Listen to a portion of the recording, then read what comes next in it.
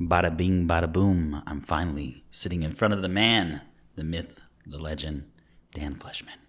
And I'm Michael Gonzalez, and this is a Big Money Moves podcast.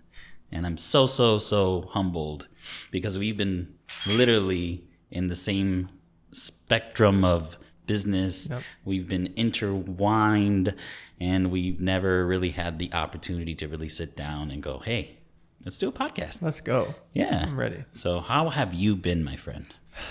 Fantastic. That's the blessings. Yeah. I like to hear that. Yeah, fantastic. I have no clue where to go in a sense of like discussion because we have like so many exciting things coming. I say we start from the beginning since you're the originator of Instagram marketing. Let's start from the beginning. Yeah, we can start from the beginning. In a sense of like Fit Tea. I started Fit Tea, 6 years ago practically. Yep. And I had nothing. I had $10,000 and just this idea that I wanted to lose weight with detox tea. Yep. And I went and tried a bunch of detox teas, and I thought they were all really bad tasting. And I had gone to a fair that they had artisan tea, and this artisan tea tasted amazing. So I was like, I bet you I could take this artisan tea and make, a brand out of it. So I went and met with a bunch of manufacturers. They're like, we need to get, $60,000 order for us to give you anything remotely like this. I had only $10,000 to start the business. So I called, and finally I found this mom and pop shop based in Boston, and they still work with us to this day. And they actually, it was like a blessing in disguise because they were artisan focused. That was their whole entire business model. And so we came up with a bunch of blends, and then the name Fit Tea hit me too. I went and looked it up, and it was available, but it was in auction. Okay. Then the auction started, and it went up to $12,000. So I lost the auction. So I thought I was going to be some crazy, not random tea, yeah. And so I was like really disappointed. But the next day, the registrar called me and like, the person that bid you don't want to pay anymore. You get it for regular registration fee. Come on. So I got it for $16. So that was the first real big, huge win. Think about that butterfly effect. Oh my goodness. That's like $50 million butterfly effect. Oh, just such a big. That's so wild. Unbelievable blessing. So that was one of the big ones. So then we packed I drew the logo. We printed out the labels. Me and my mom packed all the tea by hand. The tea company sent us the blend. We filled it, sealed it. I built out the website myself. And then, of course, the granddaddy of everything, Instagram. I was sitting, at the time I was working at a company. I was sitting in my office, and I was on Instagram. And I was like, I wonder it's pretty cool if I did some marketing on here. Because I was already doing marketing on other platforms, like, Twitter and Facebook. And I was like looking at the popular page, and I was like, I bet you if I contact every person that's on the popular page to promote my product, it would be pretty big because there was only so many photos on the popular page throughout the day. Yep. And so that's what I did. I started just contacting as much, and I spent, I think, like $1,200 for the first day. And I was so exhausted by that point. It was like on a Friday evening, all the ads were going up, and the ads started going up. And at the time, I had PayPal notifications on my phone, and the first order came in. Wow. Ding. Almost instantly within like 30 minutes. But then it started really rolling in like a Rolodex. Yeah. And I was just like, I knew instantly that my whole life had changed from that moment on. And it was like $30,000 in sales, which we had only like 1,300 bags or something. Right. So I was like, oh crap. So frantically calling the tea company and like, Eureka! Yeah. It's a good problem, but it's still a problem. And then fast forward the clocks, we built this big brand, and we did a lot of influencer marketing, and then that's how you and I ended up connecting. And you were probably like, I would like always like think of phases of Fit Tea, like the beginning, no infrastructure, no nothing. And by the time I met you, I already had I just needed the gasoline at that point. Right. We already had the product was getting distribution. We already had great sales. All the internals were really covered. It was just that last little bit of marketing that we were missing. And I felt like your part was a lot of the celebrity and a lot of like the influencer side of things that we didn't have. We had some, but not like the major foretell. And then once you came in, that's when like it exploded. And we once again had the problem of ran out of tea. Like we would like literally 30 tons of tea. Oh my God. We were at one point, the third biggest buyer of Rooibos tea and the second biggest buyer of stevia in the world. Like literally in the whole world. So I was like But it'd be Starbucks, me, Michael Gonzalez, and then who was the other one? And Coca-Cola. What am I talking about? I heard them. And Coca-Cola, and then that became a huge problem because then they were making a bunch of products with stevia, because stevia at that point wasn't quite as big as it is now. Yeah. And then they started making a bunch of products, and then there was shortages throughout the world. So then it was like mafia of me trying to like kickbacks and trying to figure out how to get it. Yep. how to get it. But yeah, that's pretty much like what sums up the whole entire 50. I remember some of the posts back then we did was like fascinating characters when they were first getting big. Like we were doing Amber Rose and Dan Bilzerian like back then. Like when they weren't doing other paid posts yet. Like it was so fascinating to go back and look at some of those original pictures like with those type of characters, and then obviously going and getting the Kim Kardashians and the Kylie Jenners was like, oh yeah, that was wild. I remember like the first time that became like kind of a reality. Yeah. Right. And even still, even I look back now, I'm like, how do we? It's a T. You know right. I mean? I still remember that picture. I can still see Kim Kardashian on the like leaning over the counter. Like that picture is so iconic to me still. Right. But even like go back, like even further back, like when we worked with Kylie, like Kim was like the holy grail. So it took us some time. Sure. Like we had all the sisters, but Kim was like, she was reserved. And but like I think the first one was Kylie by far. And that was even still, and she was so young. Like she was just a kid, really. And that was like such under the table, just us grinding, hustling, and I mean we pulled it off, and everything's history now.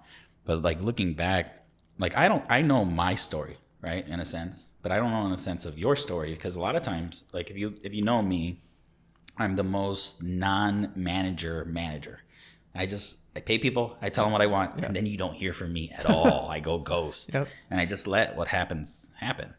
But your side, what was going on once we started sending you guys checks? Like, what was it like? There was times where I remember one time you wired us like $1.8 million to do some Kardashian posts, and didn't hear from you for a while.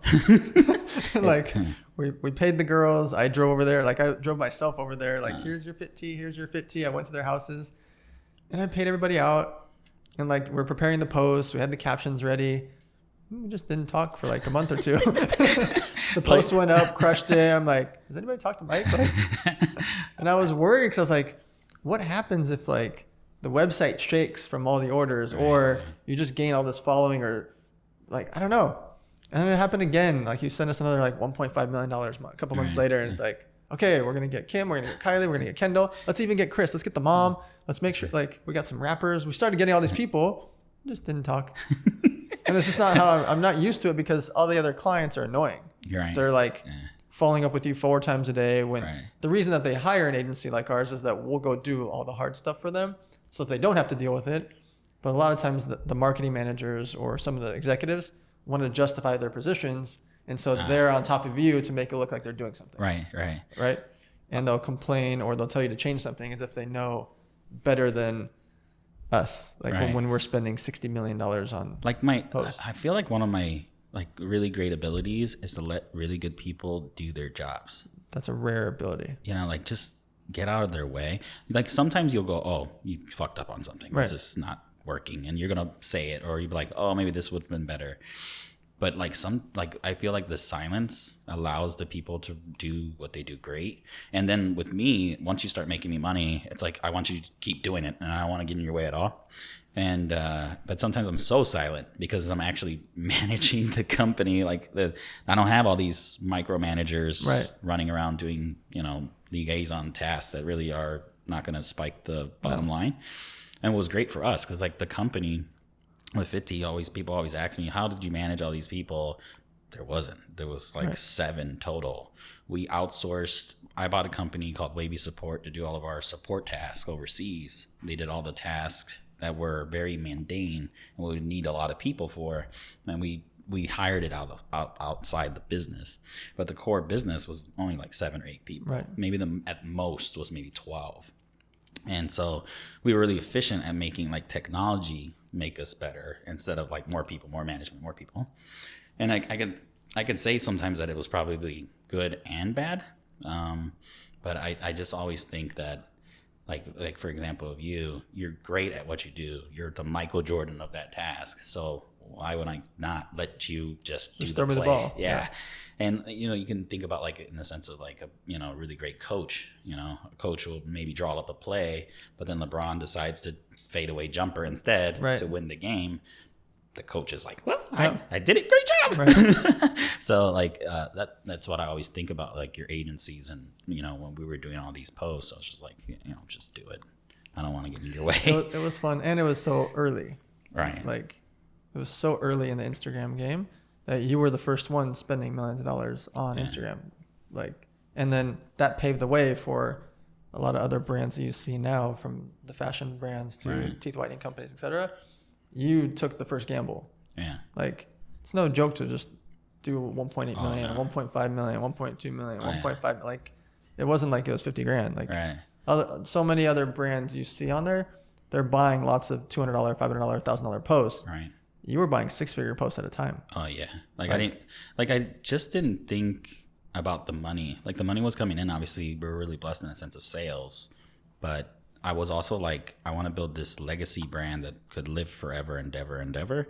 And I was just like obsessed with that concept. Like, how can I be Coca-Cola in 10 years, what they did in 100 years, right? But they didn't have the reach that I was presented. And I knew that the opportunity window was small in a sense of how organic IG was back then. So I was just like, I had like I was always so obsessed that I wanted the bank to be at zero. It was really weird. That's like I had like an obsession of like, I don't want this money in here. It's doing nothing for me. Oh my God, I want it gone. You want to put your dollars out to go work. You want to send the soldiers out. Yeah, Go get more soldiers. And sometimes it was probably too much. Sure. Like we would like put so much out there that we couldn't handle, the demand. Sure. So it would be back ordered, and that would hurt the business too. And I didn't really learn that lesson until a long period of time later. But again, like, I didn't want to lose, the opportunity of this huge explosion of growth. Which I also think is what helps lead to, people don't really realize that you guys are in Walmart, GNC, Walgreens, Vitamin Shop. Like, these are serious chains. A lot of people can get into a chain once. Right. They've been reordering you for 3-4 years now. Yeah. Like, number one seller in GNC for diet. Like, that's like, these are serious things to like, to be in these major retailers and get reorders. I don't think people realize how hard it is. Oh, it's so difficult. The logistics of it, the financing of it. Everything. I always tell people that. So my background, my very first main company was an energy drink business. And so people were wondering, like, man, you got in Costco, Walmart, Ralph's, Vons, 7-Eleven, blah, blah, blah. There was a real issue for me all the time, was financing. Oh, yeah. You get $1 million order from Costco. Sounds great, right? Well, they don't pay you for 60 to 90 days from the date you shipped it. It takes you 30 days to ship it to them, for example. So let's say they ordered January 1. You're not going to ship to them until February 1 for a February 15th or February 30th delivery date. That means they're not going to pay you till March 1 or April 1. Okay? You had to spend your $500,000 in cost to make this $1 million in orders, right? Plus shipping. So they're not going to pay you till March or April. You ship it February. You've laid out the money. Then, God willing, it sells through. Right? Yeah. Which is our products do. Fit Tea, Happy Tea, my energy drink, we're selling through. So they would reorder March. The reorder, they wanted faster because they need to restock their, right? So now they ordered $2 million worth. Sounds great, right? You got to come up with $1 million to make $2 million worth of products. They still haven't paid you for the first one. Right. So now you're making drinks for them, preparing it, knowing you're not going to get paid till like the summertime for something you're going to ship to them April. You're not going to get paid till June or July. But then what happens is the third time. Yeah. Now they've sold through again. You're just now getting your first payment, hopefully. Right. And you're $3 million deep into it. Who the hell is $3 million? Yeah, I know. And that's one retailer. Yeah. What about when I was in 55,000 retail stores? Yeah. I was in 11 major retailers. Like, that was constantly happening where people were like so excited for me. I'm like, you don't understand the stress. Like, I was losing my hair over it. Yeah, like, me too. That's where my anxiety disorder really kicked in. Like, when I had my panic attacks was when we just completely did this huge giant expansion, and it was just such an overwhelming experience of like, we have to come up with the money, we got to make sure it gets there. And then there's things that you don't know, with retailers. There's things that you learn. Chargebacks, little fees, some bull crap. If the packaging's facing this way, they charge you 25 cents per unit. And some policy that they just come up with to trying to spearhead you for another 25 grand. If you don't deliver between 11 a.m. and 1 p.m., then we're going to charge you this. Yeah, all these or the slotting fees for marketing. Good God. People don't grasp the idea of like getting into a Walmart or a CVS is the holy grail, but then the process it takes to get in and stay in. Stay in for like that long a period. Like for us, luckily we got really great at it. Like in a sense of planning, forecasting, we learned how to dialogue back and forth with the actual retailer. And I felt like that also is a big thing too. Like a lot of people, they do all the work to get it there. They do all the marketing, right? But then they don't do the politics, right? The politics is so big. Flying into Bentonville, Arkansas, and spending time at Walmart. Oh my goodness in heaven, Jesus! Because think about it, the buyers have all the options in the world. Their biggest thing is they don't want to get fired, right? So they don't want to gamble on Fit Tea or Who's Your Daddy energy drinks. Like that's a gamble for them. They want to buy Coca-Cola and Sprite. Yeah. Right. They want to buy Gatorade and vitamin water. Yeah. Because they know it's going to sell through and it keeps their cushy job for years and years. Now, when you find those people willing to gamble, that leads you to all the other retailers. What I mean by that is once you get into 7-Eleven and Costco and GNC, it's easy to go get Walmart, CVS, and Walgreens. And when I say easy, I mean easier because the conversation is different. If I go to Walmart and say I'm already in GNC and Walgreens, how can they say no? They don't want their competitors to have a good product and them not have it. But more importantly, they're not gambling as much anymore because now they can say, oh, I bought Fit Tea or Happy Tea or that energy drink because they're already in GNC and CVS. I saw their sell-through numbers. They sold at a 14% rate, blah, blah, blah. Like for them, they justify their jobs and they can prove there's a reason why they bought it. And they know that those retailers went through the scary gamble parts. Right. Like GNC really was the first one for us. And that was the catalyst for all the other stores. One of the weird things that happened with us was like the stores would also get jealous of each other. So like if I did like a display for a point of sale display one, yeah, and then the next one would be like the buyer would be like, I was at BBB and you put this display there. You didn't even call me. And I was like, I didn't know I was supposed to call you. Yeah, like a jealous girl. Yeah, like almost like a girlfriend. Yeah. And so I learned my lesson from that in the beginning. So I would just like, if I was going to do it at one, I might as well have put it in my mind that I was going to offer to the rest. Right. And then as the years went by, we weren't pushing as hard on digital. So we obviously lost a little bit of that instant sell, like what we were doing in the beginning, the fire aspect to it. So we learned a lot about like longevity marketing. Like I would have conversations with, figureheads in the space, like Keith Frankel, who's been in the retail health space for 20 plus years or 40 plus years. So he has such a knowledge in a sense of like products that can be on shelf forever. And he would give me all these like insider information. So that was the other thing I think I did really well was like, okay, I'm not the smartest guy in the room in a sense of something I've never done before. And let me go find the guy that's been doing this forever. Who's that billionaire guy? So I'd always ask like a billion questions, like what, why do you do this? Or what can we do? Or how do you do this? Or how do you keep a brand that you're not spending millions in marketing at this moment, but it's still worth it. So he would come up, like he would always, for me was like Slim Fast. He would give me all this information about what they did and how they did it and how they would work with the retailers and come up with like in-store marketing that, really works for the store. And sometimes I would be so digital focused that I would forget that little lesson.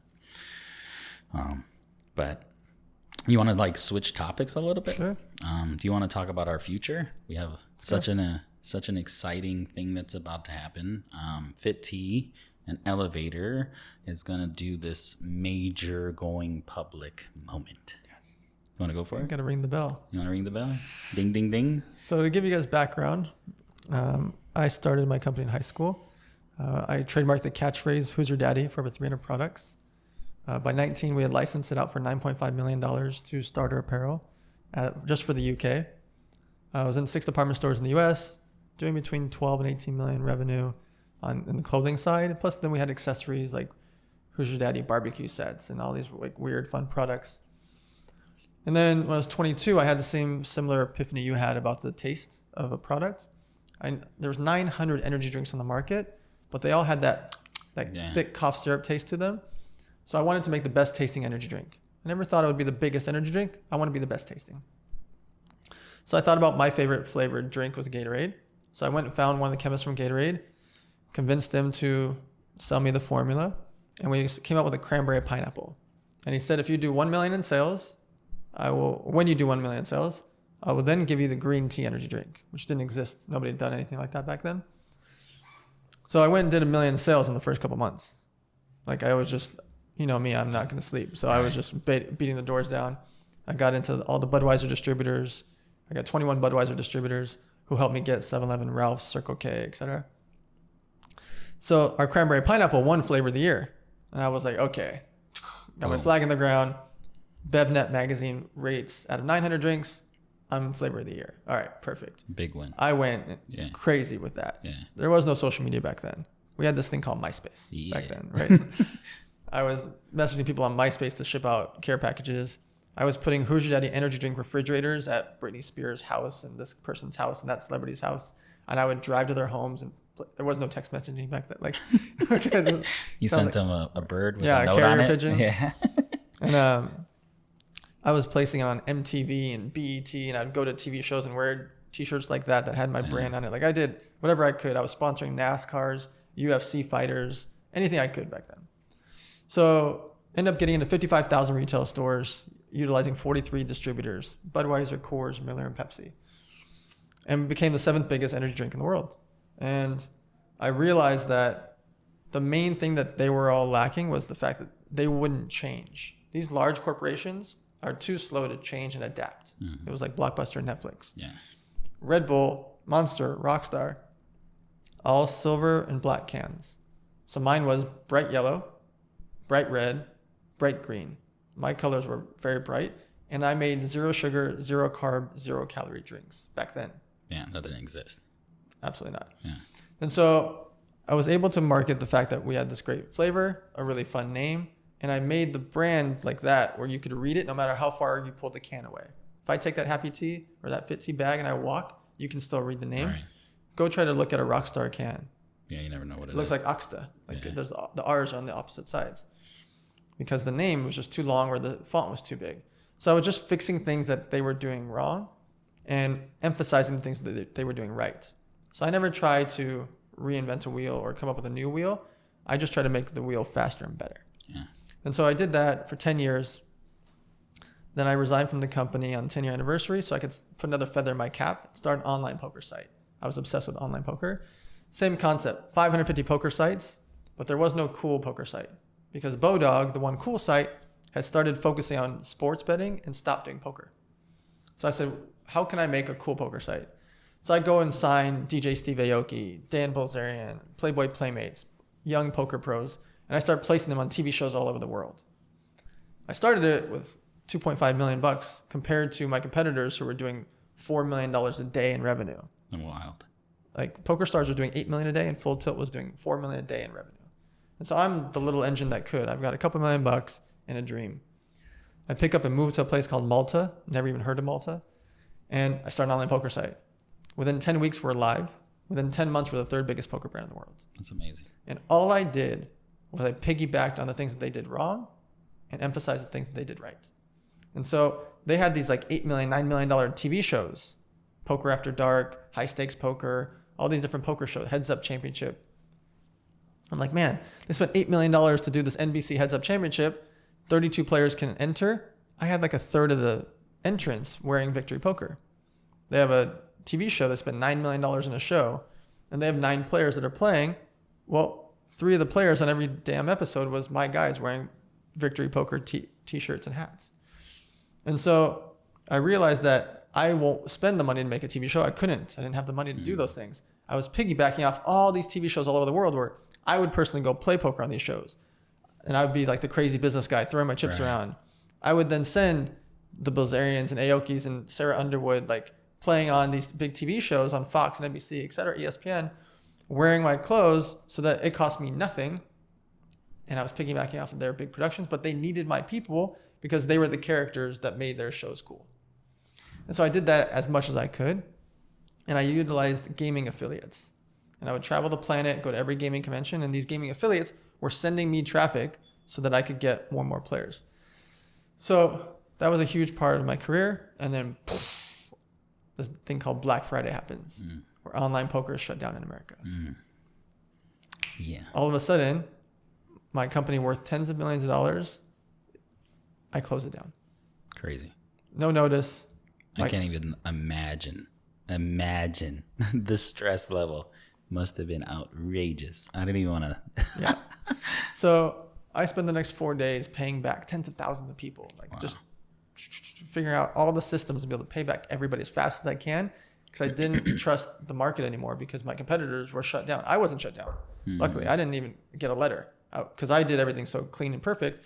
I went and did all these radio interviews and TV interviews showing everybody KPMG accounting, Wells Fargo Bank, here's my merchant processing, here's all the systems, here I paid everybody back. Everybody loved me because of that, and it helped me sleep at night, knowing that I was one of the only ones to pay everybody back and the only one to pay them all back right away.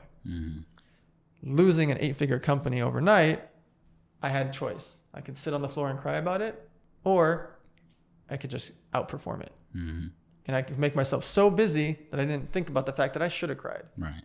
I should have. Right. I lost $1 billion company overnight due to my competitors' screw-ups. Being stupid. Yeah. Right? But I can't blame them. The scoreboard is the scoreboard. It is what it is.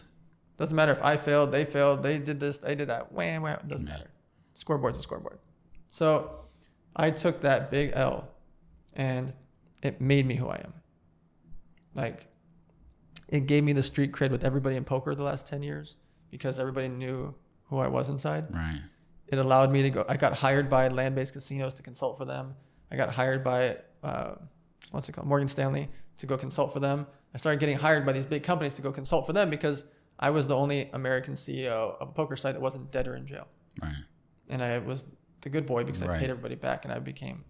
So that was the turning point in my life where I realized I don't want to ever have all my eggs in one basket ever again. And that's when I became an angel investor. That's when I became the social media agency. That's when I started doing these things because I had lost something that I was all in on, pun intended. Because bada bing. That moment in my life, I should have cried. Yeah. And choosing to go the other way was. I'm sure there was a few pillows punched. Yeah. I can only imagine. So since then, I've done 32 angel investments. I've thrown 36 live events for free called Elevator Nights. Our agency is called Elevator Studios. Spend around $60 million for brands to pay influencers. Most of the products that people see on social media, we've done a ton of their campaigns for them. And for me, I still am so passionate about social media marketing because of how fast and affordable it is. Yeah. You can tell right away if people care about your product. For sure. I'm not saying you're going to sell right away. You can't just hold up a microphone or hold up a beverage or a protein or whatever, and people are just going to automatically run and buy it. I don't say that. But the branding, the followers, the traffic, the people going and researching your brand, and then becoming buyers is absolutely positively, I can say without a shadow of a doubt, because I don't do long-term contracts. Right. Every client I've had from 5-6 years ago is still my client today because I spend money for them. They get eyeballs, traffic, and fame, and then press stuff happens. Everybody's talking about them. And so they reorder over and over and over. Not because they have to buy a long-term contract, but because it works. So when people go spend $30 or $40 CPM rate, which is cost per 1,000 viewers, cost per 1,000 eyeballs, they're spending $30, $40 there. They're going buying billboards for $40 plus. They're paying for TV and radio $20 to $60 rates. They're paying for billboards $20 to $60 rates. Social media is $1 to $2. Oh yeah. We're not talking about a 10 or 20% difference. We're talking about 1,000% less for social media. When's the last time you went and bought something because of a billboard? When's the last time you read a magazine and you're like, oh wait, and then took an ad and pull your phone out and scan the right? I can't tell you when I've watched a commercial because I don't watch commercials. I fast forward it just like everybody else in the world. Right. I'm watching Netflix or I'm watching something that I can fast forward and skip it, or I go to the restroom or I go to the kitchen. Like commercials are not a thing in that sense, but they're still charging full rates based on everybody that's watching that show. Mm-hmm. When they sell you magazine ads, they sell you a magazine ad based on 7 people reading the magazine on average. I don't know about you. I've never handed a magazine to 7 people, right? Yeah. And they're saying that everybody that buys that magazine gives it to 7 people. Isn't that crazy? So if they have 200,000 readers, they charge you 1.4 million. And then most of the time there's, over 100 pages in there too. Right. So the person even gets there. Exactly. And everything. So with social media, you had us do a campaign earlier this year actually, where it's like $650,000 and all these people post about a brand, but you got a report 4 days later. Right. Like a campaign is activated. You wire 650,000. We go pay a bunch of humans. They go post about your product, and you've got all of a sudden I have a brand. Yeah. Yeah. Like that. A worldwide brand. And literally by, signing a check and knowing that the reach was going to outperform anything I could possibly do in that short window. And like with social media now, I feel like, before, I was more of a barbarian. I was just like, buy everyone, all the Pokemon. I need to catch them all, every single influencer. Where now I feel like it has a lot to do with dialogue and human side. Yep. Even myself, I'm starting to talk about my story and being more transparent, doing podcasts like this. And I think there's something that we all could learn from Walt Disney in a sense of being the Walt Disney of your brand. And, there's impossible, I think now, to do it the old way, where you would do billboards only or, traditional campaigns without social media. Right. Like there's just no way. Yeah. Like I'm not even telling when I talk about all those other stats, I'm not saying don't do TV, radio, billboard. I'm saying do social media also, because imagine if an influencer did a post at your billboard. Right. Imagine if an influencer posted about your TV commercial, like tying that all in together. The synergy is so important. It's extremely important now. Like if you don't do one or the other, or have a campaign that makes sense in a sense of like congruency through a bunch of different marketing mediums, you're probably losing out. And especially with social media being the glue of all that dialogue. So you have a really great TV campaign, and then when someone jumps on social and they see it again, it just adds to the fire. But let's get back to our announcement. Oh, yes. Yeah. So the time has come. The time has come. And we are going public on the NASDAQ. Yeah. A lot of power in a sense of really great companies coming together. FitT working with Elevator, 5 other companies joining together and actually having a public stock. I can't even fathom how long this has been in a sense of road. Yeah. Because you have your long story. I have my crazy long story. And then all those other companies, we haven't even mentioned who they are. Right. They have their long stories. And all of us, most of them are streets of hard knocks, came from nothing. But it's really great because I feel like I'm in a group of like people with high morality and high in a sense of I'm doing this for the greater good, right? And not in a sense of like quick turnaround. Out of all the people I've worked with, most of the guys that I work in sense in the marketing world or business, like almost 80% of them have huge egos. They're egotistical narcissists, and they're very focused on the financial gain. Right. Like it's almost overwhelmingly, it's almost their God. Yep. Where with you and especially myself, we care about like the people part. We care about the brand. Obviously, we're really obsessed with branding. We care so much of the narrative of business. That we can actually could care less about the financial game. Obviously, it's important. Yeah, because it drives everything. It's the part of the game, and it pays the bills, keeps the lights on, and it keeps us motivated on our toes. But in the end of the day, I bet you and I could do it for free. Like if they took that away from us, we would like lose our minds. Yeah. So I'm really excited. Like I'm extremely excited for come when we start to do the strategy part of things. Obviously the paperwork, the formalities of us joining together is, a necessary evil, but it's like, I can't wait come February, or early January where I'm going to come out here for like 3 weeks and we're going to battle the mines every other day or whatever that is.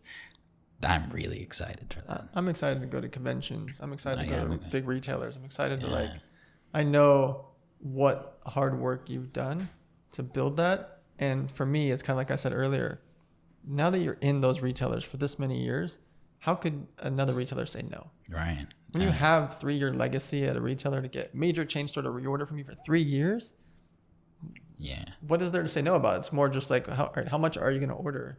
And let's get this going. It's funny because a lot of times like I forget, like sometimes we toot my horn, like, oh yeah, we've done this thing. like BBB called us the other day and they're like, oh, we want to talk about like what can we do to create like some other new products for the business. You know, people usually fall over for that new thing. Right. And then, you know, it's funny, it's randomly he brought up that idea of like, let's do mushroom tea. I'm like, okay. Yeah. So then I went and digged and had people Fast. do it. Yeah.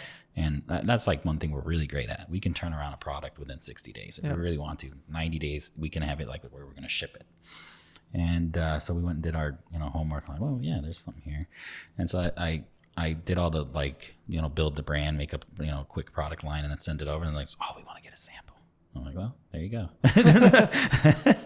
So who knows? It might be, you know, a coffee or a tea product that has mushrooms in it that we sell to BBB. And that was just from a general conversation between us, not like an actual, like we're having a meeting to go work with BBB. It just so happened that BBB was talking to me while we were talking about something. So it's fascinating, the butterfly effect of just little things, like my wife bringing up mushrooms. Right. And I'm like, and she's like, oh, I love these mushroom coffees, mushroom teas. And I'm like, did you just say tea? Ding. I know a guy. Let me text Mike. I know a guy. It was funny, the guy that we do a lot of like the experimental stuff, and I called him. He was like, oh, yes, I have mushrooms. And you just like have to laugh a little bit because I had no clue, like in a sense of like the health benefits or what she was looking for. It's fascinating. But wow, there's like a lot. And there's a lot of like what I like about that business is like the clinical study parts. There's a bunch of studies that actually pertain to the mushrooms themselves. And that's beautiful for a guy like me because then it's no longer pseudoscience. It's like we have this data here that says this thing does this at this milligrams and it's in our bottle. Right. And that's really exciting in a sense of like just doing marketing. So what made you finally make the book? So the book was actually a long time coming. Like I've been saying I was going to write a book for like 6 years, so almost before 50 was a thing. I was like, oh, I want to make like a really basic how to start your own business book, but like strip out all the noise, like literally where to, you know, create your brand name, where to find products, trademarking, all the core fundamentals that a lot of people tend to make too overwhelming. Like I always tell people, keep it simple, stupid for almost everything. Even my brands, I literally want a 4-year-old to be able to read them. And if it's anything where I can't spell it the first time you tell me, I don't like it. So big money moves. It's as easy as it gets. And started writing it maybe like 6 years ago, like parts and pieces, but I never really was serious with it. It was always like kind of like a homework project that I'll get to later. And I don't know if you heard of this other company called Fit Tea that I was doing, kind of took up a lot of my time. Yeah. And then fast forward the clocks, you know, I kind of like really started getting passionate about, again, like I started like going to these events and talking to entrepreneurs that were just starting out. And a lot of them were asking the questions that I wanted to write about. So I got serious and really put 6 months into it and, you know, wrote as much as I could about business and how to start a business and all the things that I had learned during that time frame. And that's pretty much the reason why, you know, I created the book. But I didn't really do it for like financial gain at all. Like we're giving the book away for free. If you wanted a copy, you just have to pay for shipping and we'll send it to you. It's more about like I just want to give out really great information and that's why like when I was talking to you before about like doing webinars like completely for free, I just feel like now like with this whole like entrepreneur blitz that's happening on IG where these kids that make maybe 100K and they jump on on Shopify and then now they're making a course, it's kind of bugged me a little bit. Sure. And I don't know if it's just because they're grinding, right? Like, and I'm like, oh, I should be grinding too. I'm Michael. But I also feel like there's a missing link, you know, like guys like us that have lost a complete business, who've gone through stresses that are unbelievable, who signed checks that are in the multi-million dollars that had no reason doing. We weren't spending Coca-Cola money. There was not $100 million sitting in the bank. There was probably $3 million sitting, and we're over here signing a $2.7 million check over to something. And we have that, you know, that knowledge, and to share that completely for free to people that are really wanting it and are really desperate for that sense of opportunity and knowledge. And I feel like we're in a world of like YouTube and everything's free. So I kind of wanted to, you know, do my first hack at a book, and that's what came about of Big Money Moves. And what about the podcast? And the podcast too, like I almost feel like it's all like synergy. people like you, like I'm always curious to what you guys have to say. Like I want to tap into your head. Anyway, it's almost a little selfish of me, right? Sure. Like I kind of just want to sit down and have an hour with you, Yeah. and it's there's no phone, there's Yep. no business. This is you and I dialoguing, and yeah, we're gonna toot our horn and talk about things we already knew, but it's like watching a really great tennis player or like an artist, right? In a sense, because a businessman, how do you put that on a painting? Your knowledge is going to come out, and that's where you're hitting the three, and I get to view that. I get to be a witness of that. And that's why we're doing the podcast now, because I feel like I can sit there and ask you any question. I can jump inside your head, or I can, talk about my story and see your reflection, back at me. So it's almost like an observation of the universe a little bit, going so out there. Yeah. But that's why I want to do the podcast. But, Like it. So I guess we should conclude this thing. Sure. So you can follow us on our social medias. I most likely will have it in the bio below. But I really appreciate you, man. I love you like a brother. I really am excited about the future, and we're going to have a great time. So Well, I'm proud of you for writing the book, making the podcast, and it's going to be good for everybody. all right, high five. All right, everybody. Thank you.